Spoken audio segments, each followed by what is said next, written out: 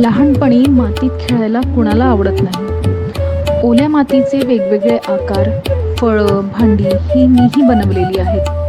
असल्याच काही प्रकाराने लोक आपली घरं सजवत असतील त्याची कल्पनाही त्यावेळेला नव्हती.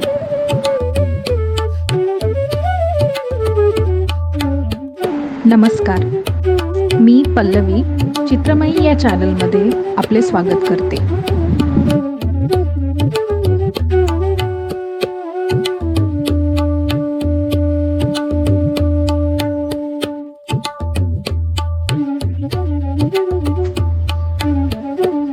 आज जे मी करणार आहे त्याला लिप्पन आर्ट असे म्हणतात, ज्याला इंग्लिशमध्ये मड अँड मिरर वर्क असेही म्हटलं जातं. ह्याची सुरुवात गुजरातमधील कच्छ प्रांतात झाली. हा भाग मुळातच गरम असल्यामुळे घराला थंड ठेवण्यासाठी केलेला हा प्रकार.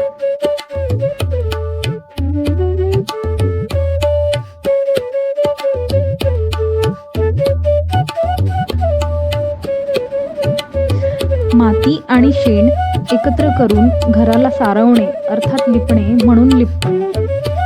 मग नंतर त्यामध्ये छोटे आरसे चिटकवून सुंदर डिझाईन्स आणि रंगसंगती करून बनवलेलं हे आर्ट अजूनही तिथल्या गावांमध्ये अशी घरं बघायला मिळतात. पण आता ही कला फक्त गुजरातपुरतीच मर्यादित नाही.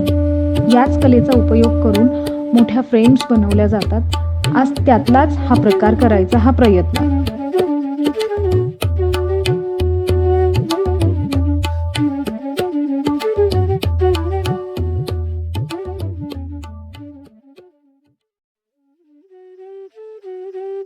लिप्पन आर्ट सध्या फारच ट्रेंडिंग आहे आणि त्यासाठी मिळणारं साहित्यही अगदी सोपं आहे. Easily available MDF board, moulded clay आणि वेगवेगळ्या आकाराचे आरसे, ग्लू आणि ॲक्रेलिक कलर्स.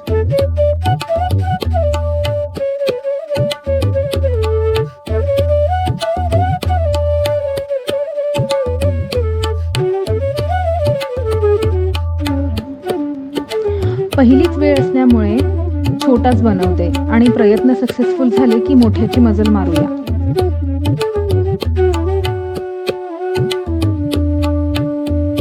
काही वर्षांपूर्वी आम्ही रणोत्सव बघायला गेलेलो असताना या कलेशी पहिल्यांदा नजरानजर झाली. हा उत्सव नोव्हेंबर ते फेब्रुवारी या महिन्यात दरवर्षी असतो आणि त्यासाठी भारतातूनच नव्हे तर बाहेर देशातूनही भरपूर टुरिस्ट येतात. बघण्याचं मेन अट्रॅक्शन आहे तिथलं सॉल्ट मार्श. याला व्हाईट डेझर्ट ही म्हणतात.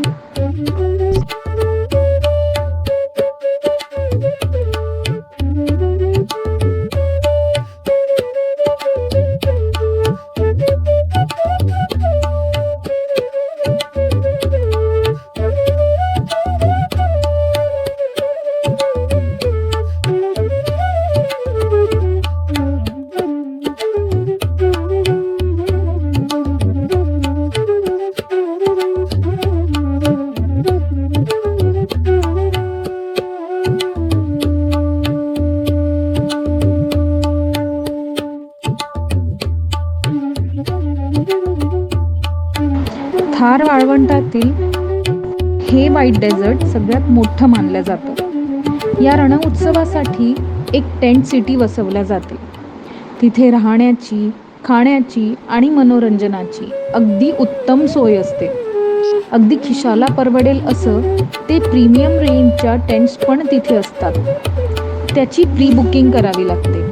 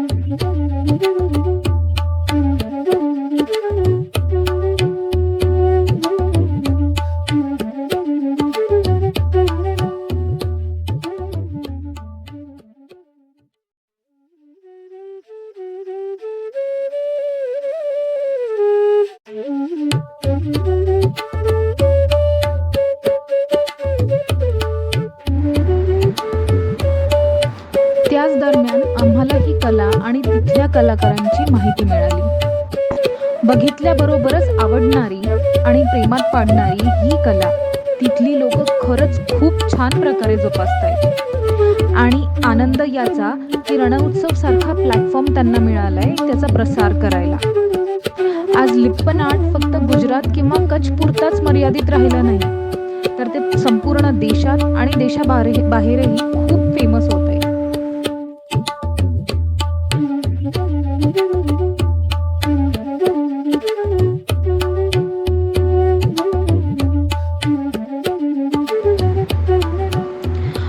विविधतेने नटलेला आपला हा देश, जिथे प्रत्येक 10 कोसावर फक्त भाषाच बदलत नाही, पण कला आणि तिथलं खानपानही बदलतं. प्रत्येक आर्टमध्ये काहीतरी वेगळेपण आणि नाविन्य आहे आणि तिथल्या प्रांताची ती ओळख आहे. आणि शिकायला गेलं की आयुष्य अपुरं पडेल एवढा मोठा खजिना आहे. सध्या प्रयत्न लिप्पन आर्ट शिकण्याचे आहेत.